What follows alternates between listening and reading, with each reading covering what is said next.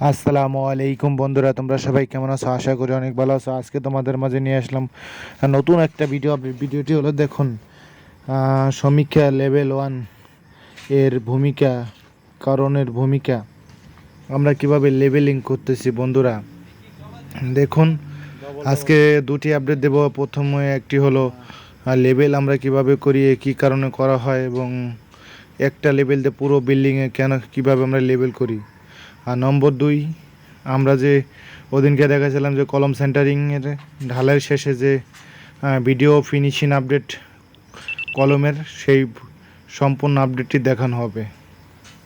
তারপরে আমরা এই সেন্টারিং করব যে বিল্ডিংয়ের রুফের জন্য ছাদের, যে কিভাবে কি এই ব্র্যাকেট তৈরি করতেছি কাঠ দিয়ে, সম্পূর্ণ মেপে উদাহরণসহ প্রমাণ দেব। প্রথমে দেখুন বন্ধুরা, আজকে যে বিষয়টা নিয়ে আপনাদের মাঝে হাজির হয়েছি, সেই বিষয়টা হলো, এখন দেখুন আমরা লেবেলিং করতেছি। কত দূরে লেবেল মেশিন বসানো হয়েছে, কমপক্ষে 20 হাত 30 হাত দূরে লেবেল মেশিন বসানো হয়েছে, 30 হাত। সেখান থেকে আমি এটা লেবেল করতেছি। দেখুন, এখন এই লেবেলটা ইউজ করা যারা করবেন তাদেরকে একটা আইডিয়া দিতেছি। আপনারা লেবেলটা যে সময়ের এটার যে স্ট্যাম্প বা ঠ্যাং বলা হয়, ওটা যে জায়গায় বসাবেন সে জায়গা যেন সমান থাকে।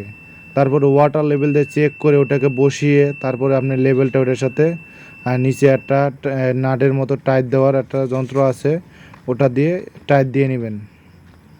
টাইট দেওয়ার পরে আপনি লেভেলটা চালু করে দিবেন। লেভেলটা লাল একটা পাওয়ার বাটন আছে, লেভেলটা চালু করে দিলে তারপরে এই যে একটা মেশিন দেখতেছেন আমার হাতে, আমি ওয়াটার লেভেলের সাথে এটাকে আটকে নিয়েছি। এটার আলাদা একটা নাঠি আছে, যে সেটাতেও আপনি লেবেল করতে পারবেন, কিন্তু আমার ওটা এখন প্রয়োজন নেই। আমি এটার শর্টকাটের জন্য এটা ইউজ করতেছি।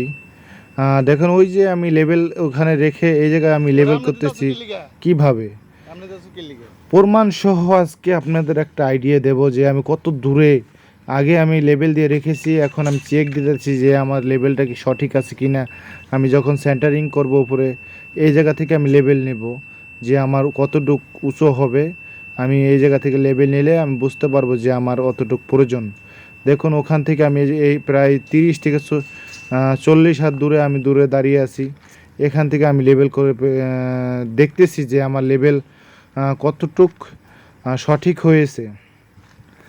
এখন দেখুন বন্ধুরা, বাংলো বাড়িতে বিভিন্ন ধরনের লেবেল, বিভিন্ন ধরনের মেশিন ইউজ করা হয়। আপনারা যদি এই লেবেলটি আপনাদের প্রয়োজন হয়, বস্কো কোম্পানি আপনারা লেবেলটি ইউজ করতে পারেন এবং সংগ্রহ করে আপনাদের বিল্ডিংয়ে ইউজ করতে পারেন। এখন দেখুন বন্ধুরা, আমি যে লেবেলগুলো পুরো কলমে, প্রতিটা কলমে দেখুন আমি লেবেল দিয়ে দিয়েছি মার্কিং দিয়ে। কারণ লেবেল একটা লেবেল, যদি এই বিল্ডিংটা যদি লেবেলটা যদি সঠিক না হয়, আপনি কোনো সময়ও এটা লেবেল ছাদের যে আপনি ভীম পাচাং করবেন, সম্পূর্ণ কিছুই আপনি চেঞ্জ হয়ে যাবে। ঠিক আছে, তাই সঠিকভাবে আপনারা লেবেল ইউজ করবেন। এখন দেখুন, আপনাদের আরেকটা বিষয় বলি। সেই বিষয়টা হলো যে আমরা ঢালাই দেওয়ার পরে যে আমরা কলমে যে সেন্টারিং কিভাবে খুলতে হয়, কোন নিয়মে আমরা খুলতেছি, সম্পূর্ণ একটা ইউনিক আইডিয়া আপনাদের দেব। এতক্ষণ যারা আমাদের ভিডিওটি দেখেছেন তাদেরকে অসংখ্য ধন্যবাদ, এবং যারা আমাদের সাথে চ্যানেলটি সাবস্ক্রাইব করেছেন তাদের অসংখ্য ধন্যবাদ। যারা করেননি এখনই করে নিন। ঠিক আছে, একটা লাইক করে দিন, একটা কমেন্ট করুন, আপনাদের যথাযথ আমরা উত্তর দেব। এখন দেখুন যে সম্পূর্ণ আমি উপরে থেকে একটা ভিউ নিয়েছি যে আমাদের এই জায়গা টোটাল 15 থেকে 16টা কলম ঢালাই দেওয়া হয়েছে। এই ঢালাই দেওয়ার পরে আমাদের এই যে এখানে পিছনে, এই যে দেখুন পিছনে এই জায়গায় 9টা কলম আছে। এই 9টা কলমের উপরে আমরা এই জায়গায় ছাদ ঢালাই দেব। ঠিক আছে, এই জায়গা হলো এই রুমের, কিচেন রুমের যে ভিতরে যে একটা এটার উপরে পানির ট্যাঙ্কি বসবে। তারপরে এই জায়গায় উপরে বসে একটা মিটিং করতে পারবে, সেজন্য এটাকে ছাদ দিয়ে এই যে সিঁড়ি দেখতেছেন, এই সিঁড়ি ইউজ করে উপরে আসবে। ঠিক আছে, এখন দেখুন বন্ধুরা, যে বিষয়টা বলি, এই জায়গায় 9টা কলমের উপরে আমরা ছাদ দেব। দেখুন, ছাদ দেওয়ার পূর্বে আমরা আগে কলম ঢালাইতে নিয়েছি। এখন কলম ঢালাই দেওয়ার পর আগে দেখুন আমরা কিভাবে এই সেন্টারিংগুলো খুলে নিলাম। এই সম্পূর্ণ কলমগুলো আমরা ঢালাই দিয়েছি। দেখুন প্রতিটি কলমের সাইজ 9 ইঞ্চি বাই 5 ইঞ্চি, আর এটার হাইট হলো 9 ফিট। ঠিক আছে বন্ধুরা, প্রতিটি কলমের হাইট 9 ফিট। আমরা এটার পরে ভীম দেব 450 mm, তারপরে উপরে ছাদ আছে 4 ইঞ্চি। ঠিক আছে, এইভাবে আমরা এই সিস্টেমে করতেছি। এই যে দেখুন কি সুন্দর একটা সিঁড়ি করে দেওয়া হয়েছে উপরে আসার জন্য। আমরা এই যে এই সিঁড়ির সাথে এই রুমের সাথে সংযোগ দিয়ে দেব, এক সিঁড়ি দিয়ে 2 রুম ইউজ করতে পারবে।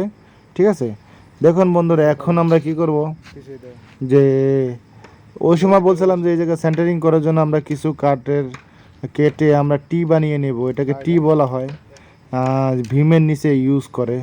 যারা কনস্ট্রাকশনের কাজ করেন তাদের সাথে খুবই পরিচিত এই জিনিসগুলো। তাই আপনাদের সিস্টেম আপনাদের বুঝিয়ে দিতেছি। এখন আমরা কত সাইজ এটা কাটতেছি। এখন আমরা এটা কাটতেছি 2550 mm। কারণ 2550 mm কাটলে এটার উপরে আমাদের 70 mm একটা কাঠ বসবে। কাঠ বসার পরে 10 mm একটা প্লিউড বসবে। টোটাল আমাদের হয়ে যাবে হইলো 2650 mm। ঠিক আছে, এটার উচ্চতা, এটার এই টিটা লাগানোর পরে কাঠ দেওয়ার পরে প্লিউড দেওয়ার পরে 2650 mm। দেখুন আমরা এই জায়গায় প্লাঞ্জার পছন্দ করে নিয়েছি। এই ধরনের জিনিস আমাদের বাংলাদেশে নাই। আমাদের বাংলাদেশে হলো কাঠ বাস দিয়ে সেন্টারিং করা হয়। আপনাদের নতুন ইউনিক কিছু ভিডিও আপডেট দেব, দয়া করে আমাদের সাথে থাকবেন। এখন দেখুন এইগুলা কাটতেছে মেশিন দিয়ে। আর একটা বিষয় বলে রাখি বন্ধুরা, এই মেশিনটি ইউজ করার খুবই তাড়াতাড়ি কাজ করা যায়। দেখুন একটা মানুষ একটা কাঠ কাটতে করার দিয়ে কমপক্ষে সময় লাগতে পারে 1 থেকে 2 মিনিট।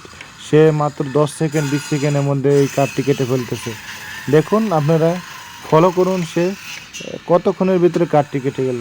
ঠিক আছে, তাই আমি বলতেছি বন্ধুরা, সবাই যারা এই কনস্ট্রাকশনে কাজ করেন তা আপনারা সবাই ইউনিক জিনিসপত্র ব্যবহার করবেন। কারণ আপনাদের বর্তমান ওয়ার্কার কমে আসতেছে, আমাদের কাজ মেশিনের দ্বারা করে বেশি করতে হবে। ঠিক আছে, এই জন্য বলতেছি যারা আমাদের ভিডিওটি এতক্ষণ দেখেছেন তাদের অসংখ্য ধন্যবাদ।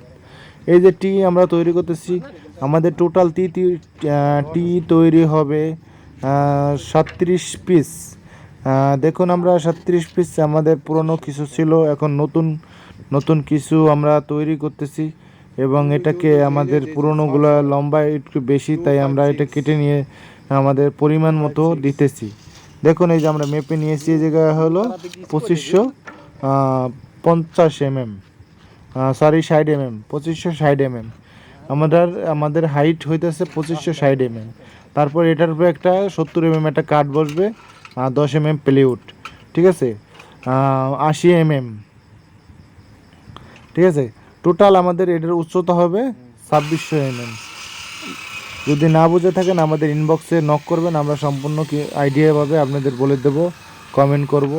এই কনস্ট্রাকশনের টিপস, যত ধরনের বিল্ডিংয়ের শুরু থেকে শেষ পর্যন্ত আপনাদের সম্পূর্ণ আইডিয়া দেওয়ার চেষ্টা করব। আপনারা সবাই আমাদের সাথে থাকবেন এবং আমাদের ভিডিওগুলো বেশি দেখবেন, আমাদের সাথে থাকার চেষ্টা করবেন। ওকে, ধন্যবাদ।